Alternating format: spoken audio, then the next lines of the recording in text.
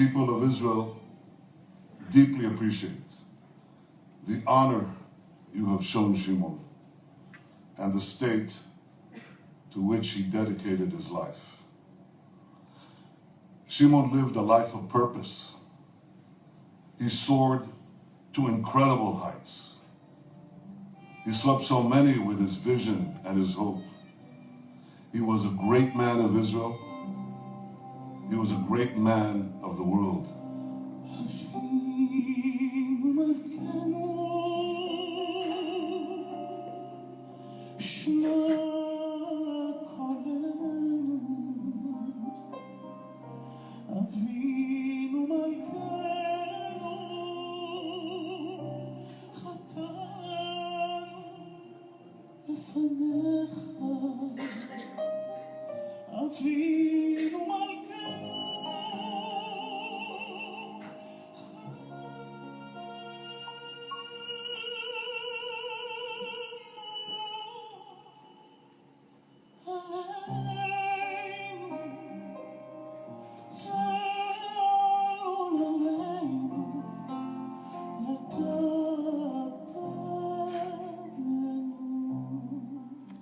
It was Israel's first day without Shimon Peres. Yes, he was in the Knesset for 48 years, but for more than 70 of his 93 years, he was a public servant.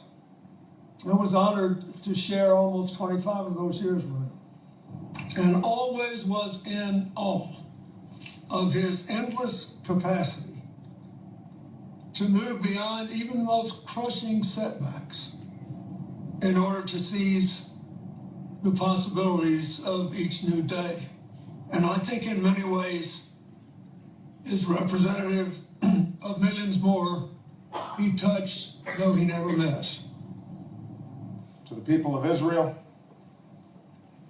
I could not be more honored to be in Jerusalem to say farewell to my friend Shimon Peres, who showed us that justice and hope are at the heart of the Zionist idea.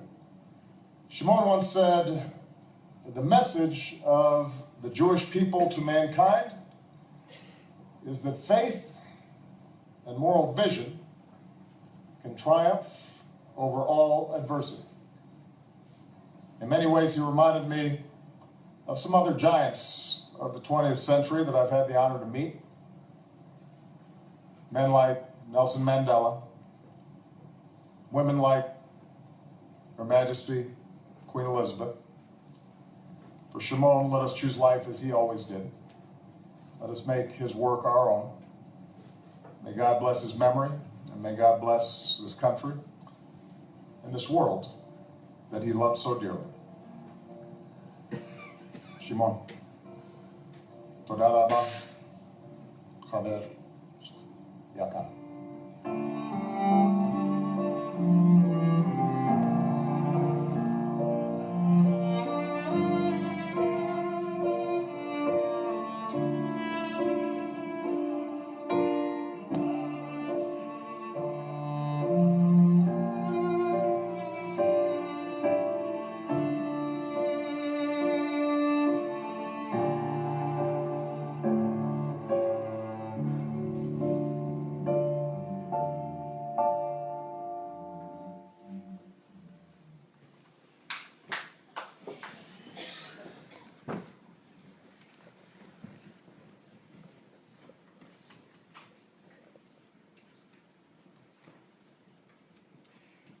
Au nom de l'Agence juive, de l'Organisation sioniste mondiale, du KKL et du Keren Hayesod, je vous remercie d'être venus nombreux ce soir rendre hommage à Shimon Peres, dont la disparition il y a 7 jours a eu un retentissement mondial à la mesure du prestige de cet homme qu'on a appelé le dernier des géants. Je salue en particulier la présence de Madame Alisa Bin-Noun, ambassadeur d'Israël en France, de Madame Nicole Guesch, présidente de la Fondation France-Israël, de Monsieur Meir Habib, député des Français d'Israël, M. Francis Khalifa, président du CRIF, et de bien d'autres personnalités que je n'énoncerai pas ici. Je remercie la maison Potel et Chabot qui a mis gracieusement la salle à notre disposition pour honorer la mémoire de Shimon Peres. Cette cérémonie se veut sobre, comme cela est habituel en Israël. Nous y entendrons le témoignage d'un ami personnel cher, Maurice Lévy. Je vous remercie de venir. Et d'un politologue, Charles Tenenbaum, qui pour l'instant est bloqué dans un train entre Lille et Paris, et dont nous espérons qu'il viendra. Charles Tenenbaum est professeur à Sciences Po et un spécialiste des médiations et des négociations pour la paix. Jacques Attali, autre ami de Shimon Peres, a dû annuler sa participation au dernier moment pour des raisons indépendantes de sa volonté. Je ne vais pas faire un discours sur Shimon Peres, mais je voudrais souligner comme la vie extraordinaire de cet homme échappe aux classifications, ce qui témoigne en particulier de sa grande liberté intérieure. Parmi ceux même qui n'ont pas adhéré à ses rêves, beaucoup lui savaient gré d'enchanter le futur, car il n'ignorait pas que ce rêveur était aussi un pragmatiste qui se réalisait dans l'action, et que cette action avait un but essentiel, assurer la pérennité d'Israël. Peres avait 24 ans en 1947, à l'époque du mandat britannique, quand David Ben-Gurion le chargea de la délicate mission d'organiser des filières clandestines d'armes pour la Haganah. À 29 ans, il était directeur général du ministère de la Défense, un poste crucial s'il en est. Il quitta ses fonctions de président de l'État d'Israël à l'âge de 91 ans, quand en décembre 2014, nous l'avons reçu à Paris au Keren Hayesod, il a stupéfié l'assistance par l'acuité et l'humour de ses remarques. 70 ans de haute personnalité, de haute responsabilité. J'ai regardé dans l'histoire, je ne vois guère que Louis XIV. Shimon Peres, qui n'a jamais eu de fonction militaire, a joué un rôle immense dans le renforcement des capacités de défense israéliennes. Lui qui était un kibbutznik sans formation économique ou scientifique, a contribué à la transformation de l'État d'Israël en une start-up nation. Lui qui était un socialiste, a présidé à un plan libéral qui a sorti le pays d'une période d'hyperinflation destructrice. Lui qui était un laïc déterminé, avait eu une formation talmudique approfondie et était respecté par le monde hyper-orthodoxe. Lui qui était un politique parmi les politiques, a écrit toute sa vie poèmes et chansons. Lui qui était un faucon est devenu le maître d'œuvre des accords d'Oslo.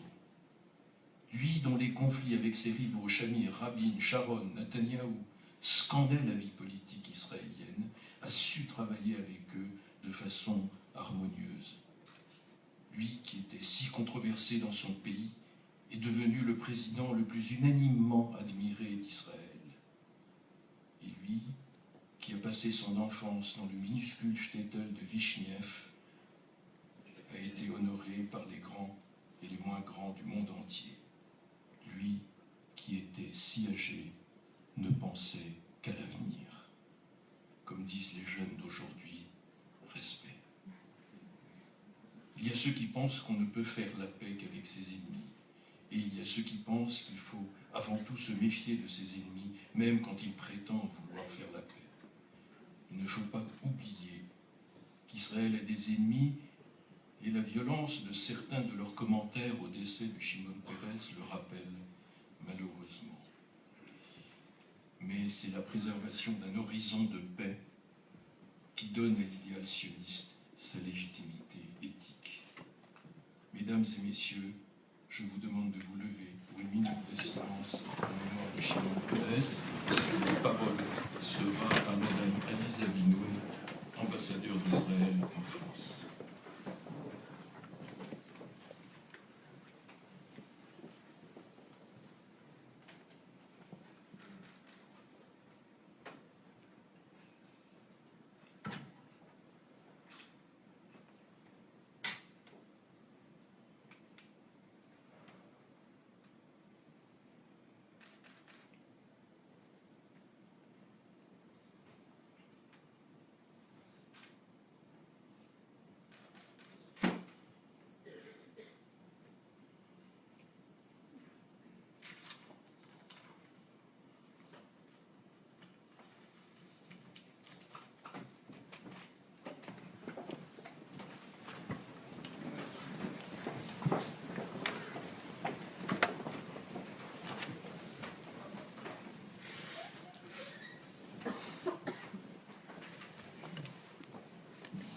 Monsieur le Président du Keren Hayesod, Messieurs les Présidents des organisations juives, chers amis de Shimon Peres, Maurice Lévy, chers élus, chers amis. Cela fait maintenant 8 jours que Shimon Peres nous a quittés. 8 jours que s'est éteint l'un des piliers d'Israël, le dernier des pères fondateurs. Pourtant, il restera à jamais vivant dans nos mémoires.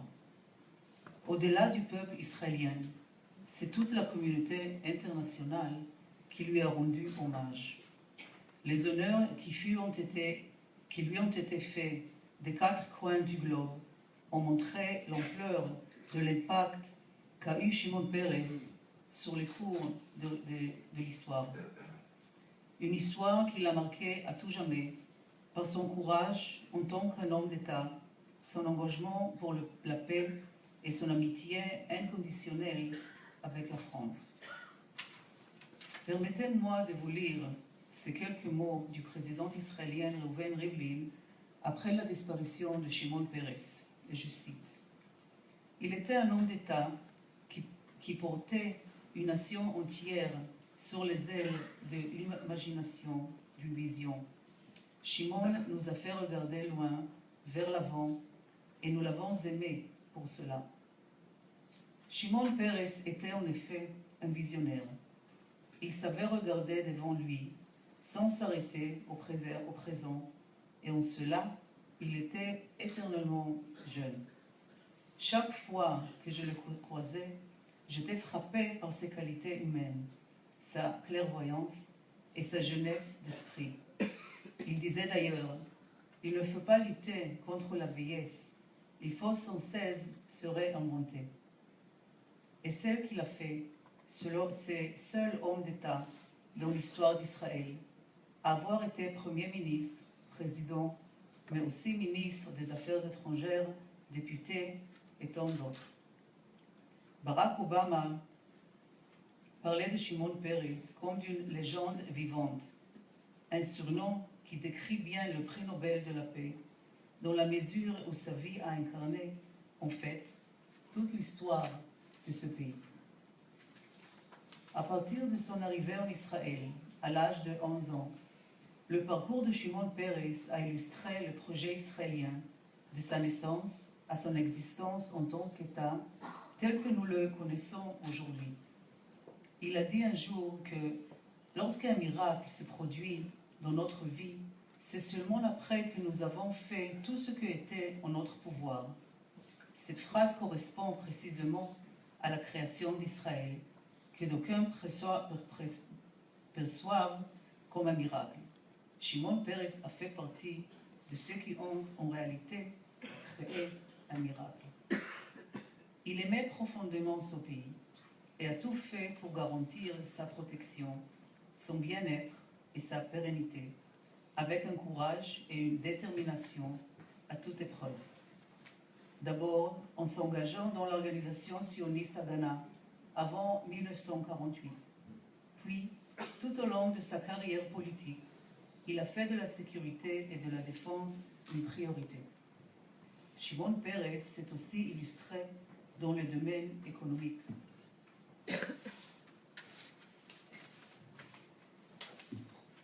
En tant que ministre des Finances, il a littéralement sauvé le pays à la fin des années 80 en réduisant radicalement le taux d'inflation. Il a ainsi tracé le chemin d'une économie prospère dont Israël profite encore aujourd'hui. Via son engagement à tous les niveaux pour son pays, Shimon Peres s'est finalement positionné comme le père spirituel d'Israël, allant jusqu'à créer un consensus par-delà les clivages et les rivalités politiques. Combattant de la paix, Shimon Peres en a été l'artisan à de nombreux niveaux. Avec l'Égypte d'abord, il a orchestré les négociations qui ont conduit à l'accord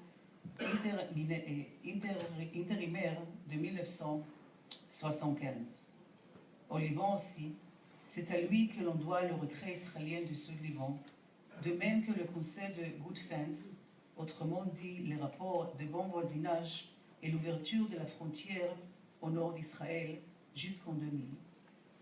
Shimon Peres a aussi laissé son empreinte dans le processus de paix avec les Palestiniens.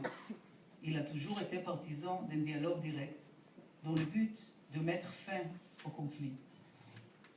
Laissez-moi vous lire ce qu'il a un jour déclaré à ce sujet. Faire la guerre n'a pas de sens.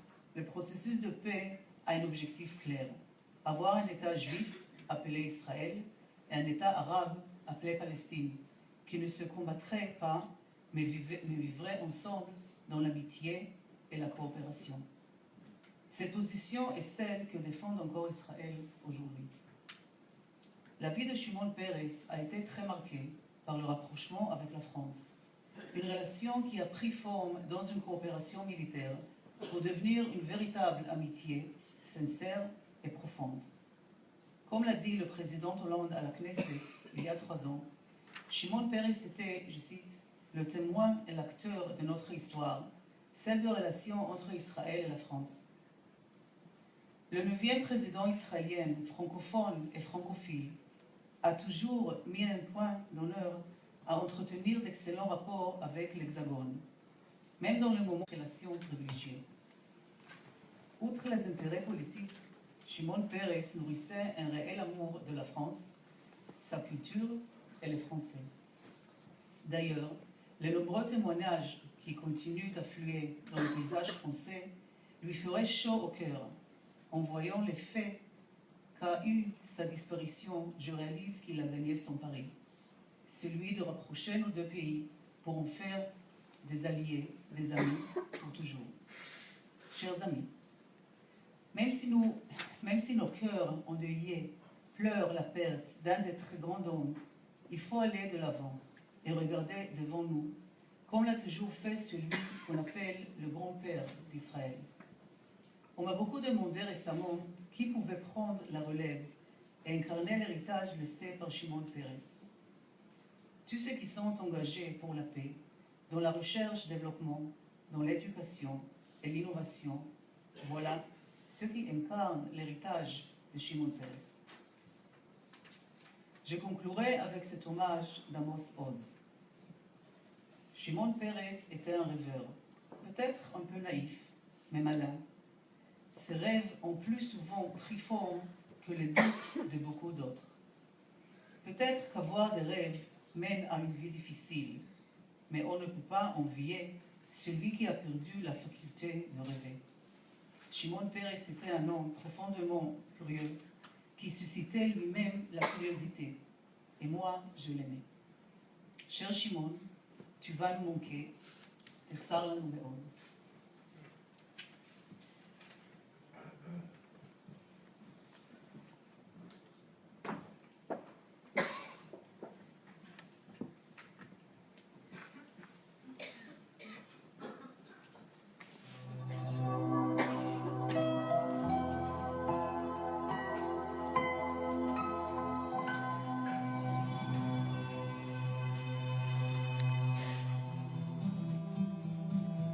Shimon Peres, l'histoire d'un rêve, l'histoire d'une vision et d'une ténacité, l'histoire d'un peuple tout entier, l'histoire d'un pays, du sionisme. 1923, Shimon Peres naît dans une petite ville de Biélorussie, un enfant juif, brillant élève, proche de sa mère et de son grand-père très pratiquant, celui qui récite la prière de Kol Nidre à Yom Kippour avec une telle ferveur qu'elle sera entendue par Dieu et qui accompagne Shimon et sa famille à la gare lorsqu'ils partent en Eretz Israël. Peu de temps avant cette horrible guerre, il murmure des paroles d'adieu, et cet instant restera à jamais gravé dans l'esprit de Shimon, car il ne reverra plus jamais son grand-père et les autres membres de sa famille demeurés sur place. Il arrive en Eretz Israël à l'âge de 11 ans, avec déjà les idées bien à lui.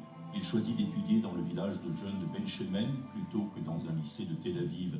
De là, il poursuit son chemin par une formation agricole et pionnière dans un groupe de jeunes au kibbutz Alumot avec les troupeaux et sous les vents chauds. À l'âge de 20 ans, il est nommé secrétaire de la Fédération des jeunes travailleurs et étudiants, Puis, il est attelé au quartier général de la Haganah, et à partir de ce moment-là, sa vie sera intimement liée à la sécurité du peuple et de l'État. À 29 ans, il est déjà directeur général du ministère de la Défense, et il accumule les années d'expérience aux côtés du Premier ministre David Ben-Gurion. Shimon Peres se concentre sur la sécurité du pays et les achats d'armes. Il prend part au renforcement de Tzahal. Animé par un désir de paix, il constate cependant qu'elle se fait attendre et pose donc les fondements des réacteurs nucléaires de Dimona et de Sorek. Il est ministre de l'intégration, des transports, des télécommunications et aussi ministre de la Défense.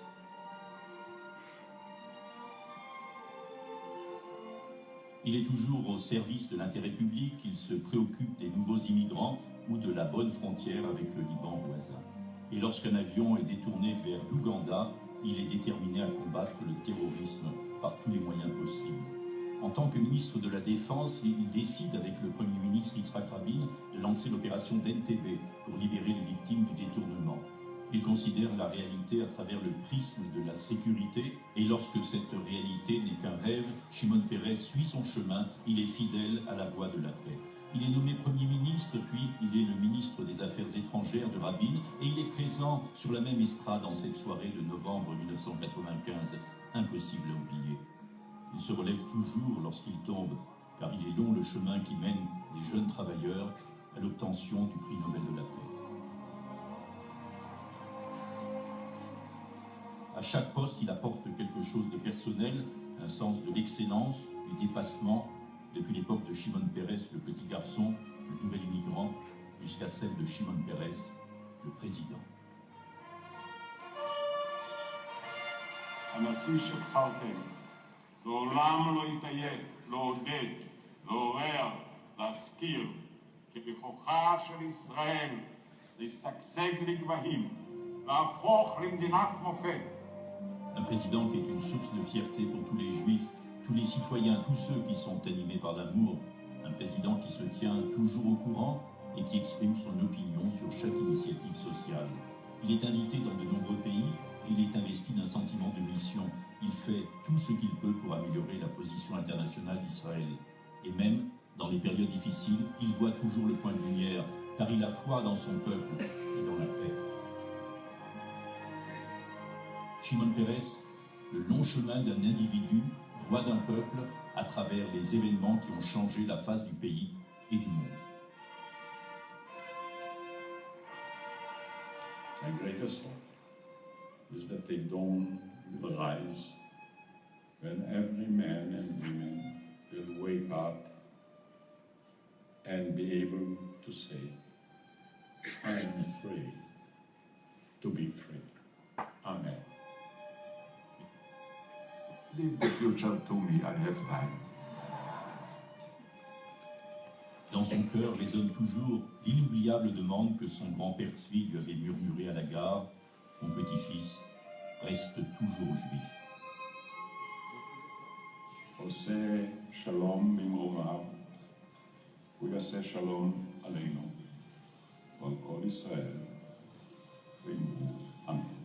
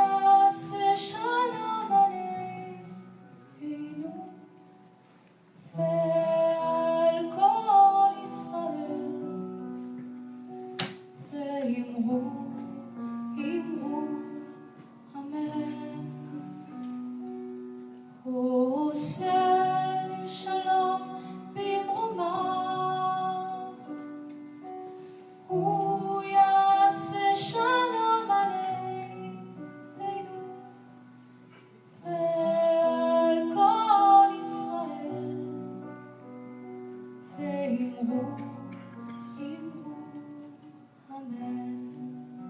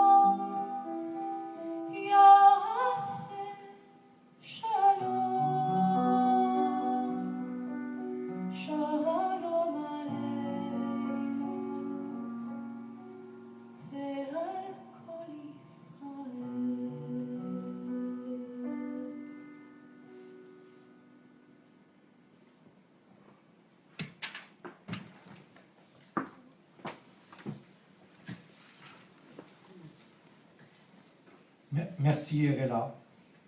Erela est Tola Hadasha et vit en Israël depuis 5 ans. Elle est arrivée en Israël dans le cadre d'un programme Massa, avant d'intégrer l'Académie de musique de Jérusalem, où elle vient d'achever ses études en composition musicale. Elle assurera les intermèdes musicaux de cette cérémonie. צריך להיות אדם שכל הזמן פועל למשהו. ואני אומר, אתה תלמיד גדול כגודל העניין שאתה משרת. ואתה נהיה קטן אם אתה משרת רק את עצמך. Un homme doit toujours servir une cause, disait Shimon Peres. L'homme est grandi par l'importance de la cause qu'il sert, et il devient petit s'il ne sert que son propre intérêt.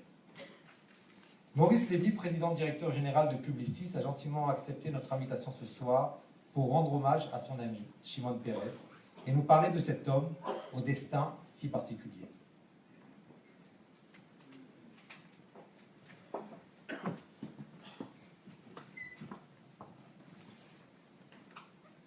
Madame l'ambassadrice, Monsieur le Président, mes chers amis, bonsoir.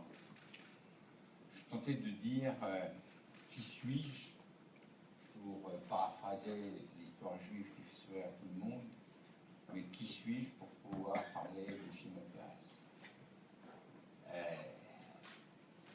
En parlant de lui, je me grandis, ce qui est un péché, et Shimon avait eu la gentillesse de me gratifier de son amitié depuis près de 40 ans. Et quand je revois les images, je ne peux pas manquer d'avoir une émotion et de ressentir ce que j'ai ressenti à Jérusalem. Et pour moi, c'est une histoire d'homme. Vous m'avez demandé de parler de l'homme, donc je vais parler de l'homme politique. Je vais parler de l'homme derrière l'homme politique. C'est mardi après-midi, j'étais dans un avion qui fermait ses portes et je m'envolais pour Boston quand mon téléphone a sonné. Et puis Rémi Pérez me disait Maurice, il y en a pour quelques heures seulement. On craint que ce soit la fin. Et quand je me suis posé à Boston, je n'avais de cesse que de retrouver le moyen, puisque j'ai appris à ce moment-là qu'il était parti, d'aller en Israël et de lui rendre un hommage personnel. Alors, l'homme, il faudrait des heures, il faudrait des livres, il faudrait du temps pour raconter le genre d'homme qu'il était. Un homme d'une grande sensibilité, d'une intelligence fulgurante, plein de bons sentiments, au point qu'on pensait qu'il était naïf, mais un homme qui savait faire très bien ce qu'il n'aimait pas, la guerre, et il a réussi des choses magnifiques comme Entebbe, comme la construction de l'armée d'Israël, et un homme qui considérait que ce qu'il aimait le plus, la paix, il n'avait pas su le faire. C'est ce paradoxe. Il n'était intéressé que par l'avenir, et je vais vous raconter juste quelques éléments qui vont, dans une forme de pointillisme, dire le genre d'homme qu'il était. Alors d'abord, il faut que vous sachiez que chaque fois qu'il venait à Paris, on se voyait. Alors, quand il était ministre, Premier ministre, président, ou tout simplement entre deux affectations, puisque de toute façon, quand il avait perdu une élection, il savait qu'à l'élection suivante, il allait être quelque chose. Donc, il n'a jamais manqué de rendre visite en France. Il avait pour la France un attachement profond. Il a raconté plus d'une fois comment cet attachement est né. C'est en fait... il a accompagné Ben Gourion dans ses rencontres avec De Gaulle. Il a été profondément marqué et il racontait en permanence comment les choses s'étaient passées et c'était un vrai délice de l'entendre. Et quand on se voyait, il me faisait croire qu'il me demandait mon avis. En réalité, il me donnait toujours une grande leçon. Une grande leçon d'abord d'humilité, et puis une grande leçon sur la chose humaine. parce qu'il s'intéressait à tous, il s'intéressait à chacun, et il s'intéressait surtout à l'avenir. Shimon, j'ai des images de lui extraordinaires, quand on marchait ensemble, à pied, pour aller au Quai d'Orsay, ou pour aller à l'Assemblée nationale, ce qui était un cauchemar pour je ne sais combien de policiers, de gardes du corps qui étaient désespérés. Je me rappelle, une fois, il était venu dîner à Publicis, il était au Raphaël, il avait décidé de venir à pied. Les gens étaient malades, mais il tenait, il avait envie de voir la vie, il avait envie. Et quand l'ayant raccompagné, il souhaitait faire un tour au drugstore, les policiers étaient absolument désespérés en disant « mais non, il faut l'empêcher, empêchez-le ». Je dis bah, « écoutez, essayez de l'empêcher de faire quelque chose ». Shimon avait l'habitude, à Davos, d'organiser le Shabbat Dinner. Alors, on est à Davos, il faut savoir ce que c'est que Davos. D'abord, c'est une station où il fait très froid, ça se passe toujours en janvier, on se les gèle vraiment. C'est une station qui, ce jour-là, à cette époque-là, est occupée par les plus grands de ce monde, les présidents, les premiers ministres, les chefs d'entreprise les plus glorieux, et il voulait le Shabbat Dinner. Le premier Shabbat Dinner, je n'étais pas là, mais depuis le second jusqu'au prochain, j'y serai, puisque le prochain est en son honneur, et il a déjà été arrêté. Et ce Shabbat Dinner, vous avez la communauté de Davos, bien sûr les Juifs qui sont présents, et vous avez tous les non-Juifs qui sont là, et il y a le kidouche, tout ce qu'on veut, tout ce qui est, il y a même un commentaire de la paracha du lendemain fait par un ancien sous-secrétaire d'État américain, et puis Shimon faisait un discours.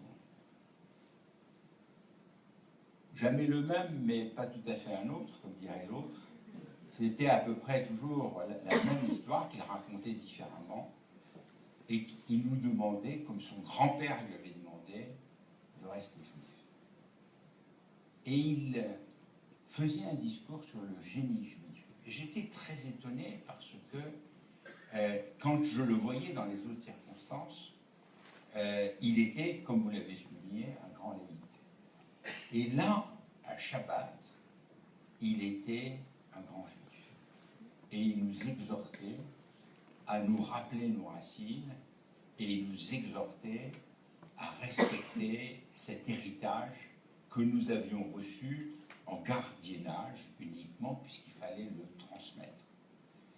C'est ce que chacun d'entre nous essaye de faire péniblement. J'ai trouvé mes notes et je me rends compte que je ne tiens absolument pas compte. Et puis, il y a une chose qu'il disait toujours, et que je partage avec vous. Il disait, les optimistes et les pessimistes naissent et meurent de la même façon. Ils vivent différemment. Je préfère être optimiste. Et je trouve que c'est une phrase magnifique dont je me suis d'ailleurs emparé et que je garde précieusement pour moi et que j'essaye d'utiliser dans ma vie professionnelle et comme dans ma vie privée. Il y a une autre anecdote que je tiens à vous raconter parce qu'elle touche deux grands disparus et deux merveilleux amis. J'étais aussi très lié à Elie Wiesel. Et vous aviez ces deux prix Nobel à 11h du soir, à Davos, en train de deviser sur le destin des hommes et qu'est-ce qu'il y a dans l'Assemblée, qui est là à les écouter. Bill Clinton, Bill Gates, et la liste est longue, et ils étaient là fascinés par la sagesse, le brio, la philosophie de ces hommes. Et de voir que dans la même année, ils sont partis, c'est quelque chose de profondément douloureux.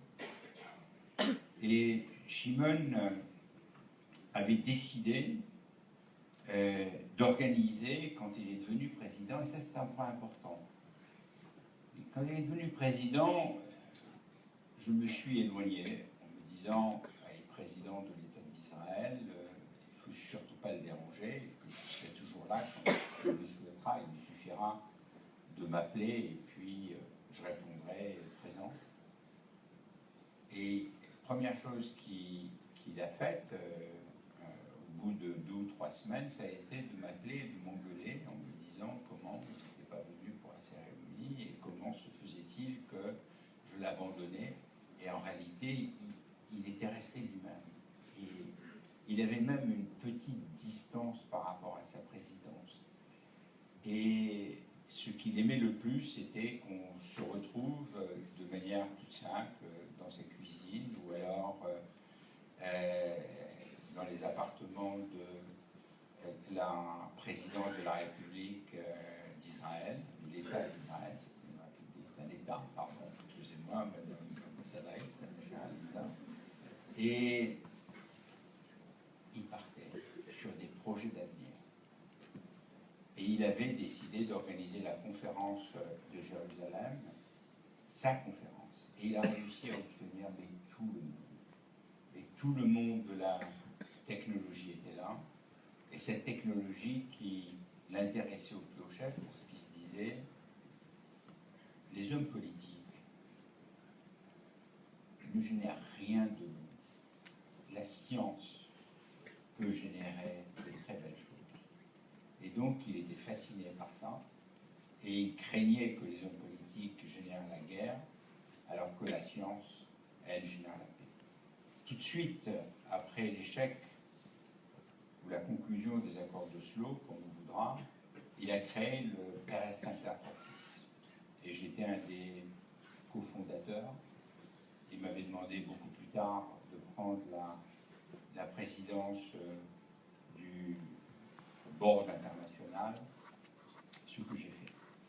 Et ce que j'ai promis à Rémi Pérez de continuer à faire. Le dernier message, parce qu'il ne faut pas être très long, vous m'aviez bien prévenu, Richard, donc je vous ai dit j'allais pour des heures, mais je vais m'arrêter là. Le dernier message que je voudrais partager avec vous, c'est que c'était un grand amoureux de la vie et un grand amoureux de l'avenir. C'est-à-dire que on sait aussi qu'il a une vie extrêmement riche à tout point de vue.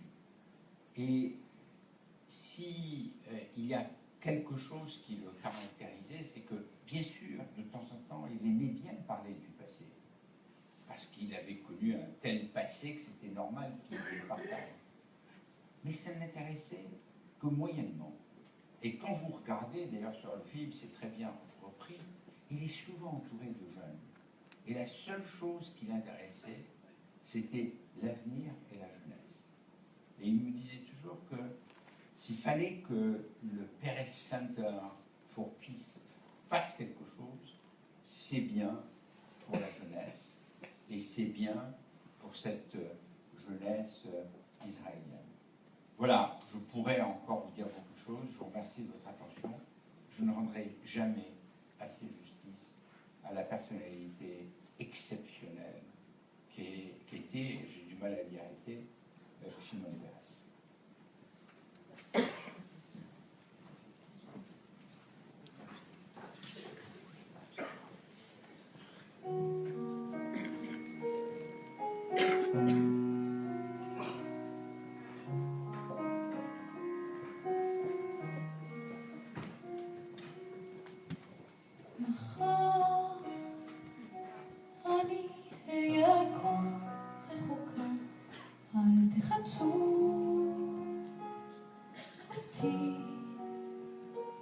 מי שידע למחול, ימחל לי אהבתי,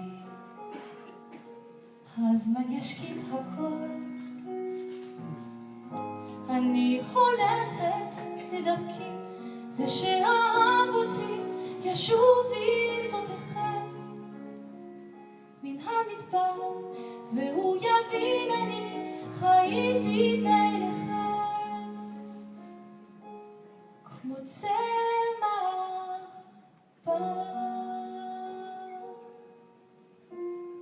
אני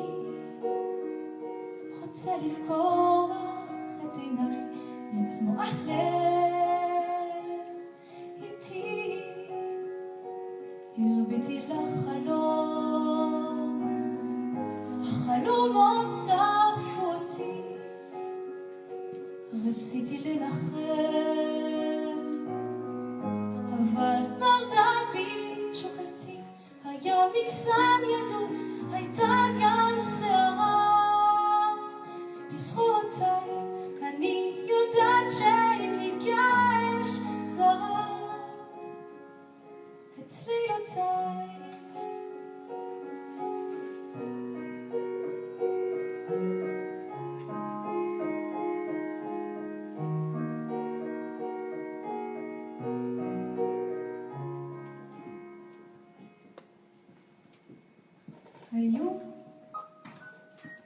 היו הרבה געגועים, היו ימים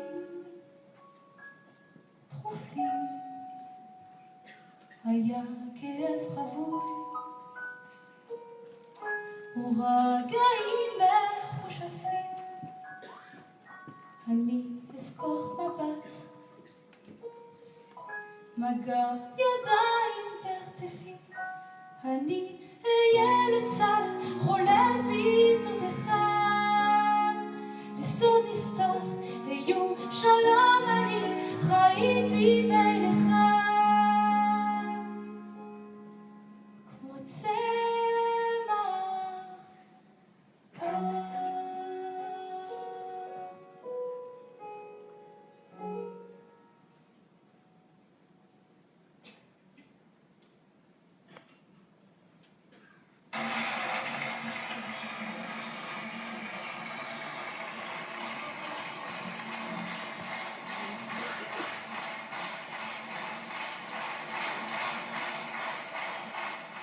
כחלום, אולי כפנטזיה, אולי כנס. Et ceux qui ne croient pas au miracle, c'est parce qu'ils ne sont pas réalistes. וניסים איננו ריאליסט. זו הייתה תשובה אחרת, זו התשובה הציונית, שהרצל ביטא אותה. Était la réponse sioniste exprimée par Herzl. ואמרו, אנחנו לא יכולים לשנות את העולם, אבל אנחנו יכולים לשנות את עצמנו. Disons, nous ne pouvons pas changer le monde, mais nous pouvons nous changer nous-mêmes. Le rêve de Herzl aujourd'hui semble plus petit que la réalité extraordinaire à laquelle il a mené. Je crois que l'antisémitisme est une maladie. Et en fait, l'antisémitisme, je pense que nous pouvons déjà voir sa faillite. D'abord et avant tout parce qu'ils n'ont pas de message pour l'avenir. Qu'est-ce qu'ils veulent? Vous savez, dans ce monde global, il n'y a pas de place ni pour le racisme, ni pour l'antisémitisme.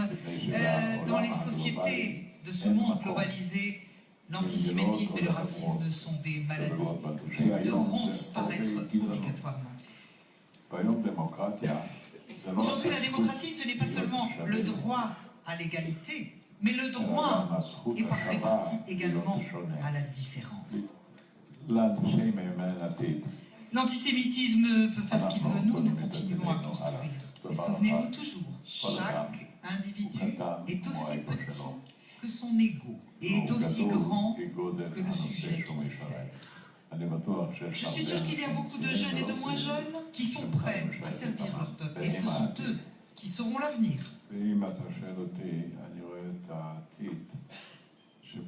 Et si vous me demandez quel est l'avenir, eh bien l'avenir, moi ce que je vois, ça va être un front populaire, un front uni des peuples qui souffrent du terrorisme. Il ne faut jamais, jamais désespérer. Il ne faut jamais, jamais céder à la peur. Le Keren Hayesod a joué un rôle historique dans la création de l'État d'Israël.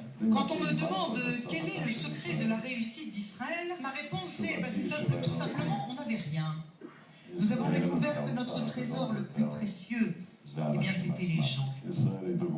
Et Israël est un modèle et un exemple qui est la preuve que Israël, le peuple, a enrichi sa terre bien plus que la terre n'a enrichi son peuple.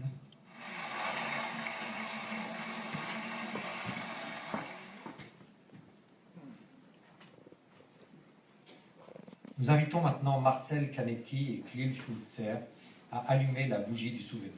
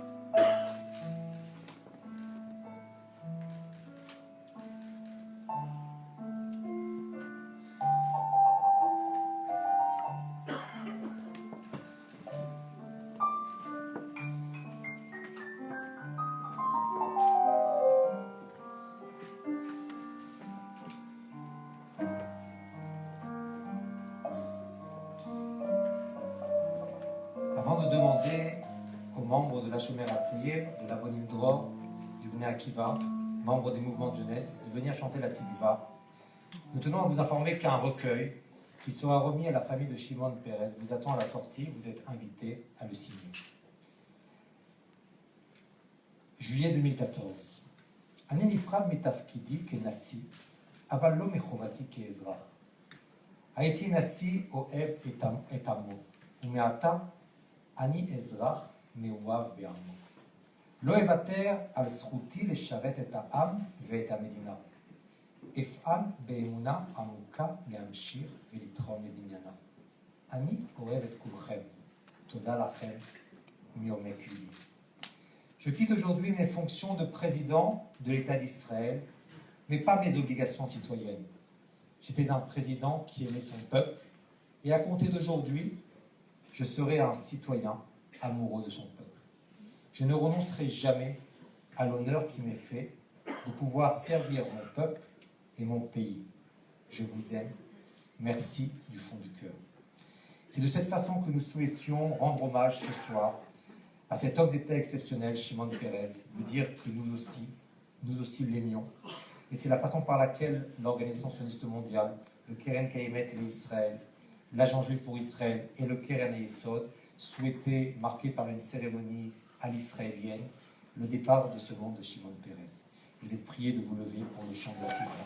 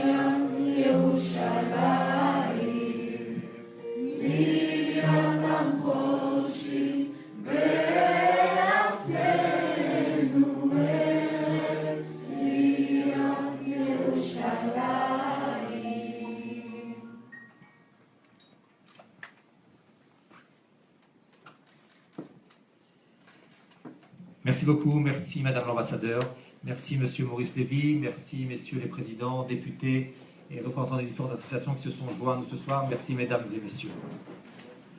Merci.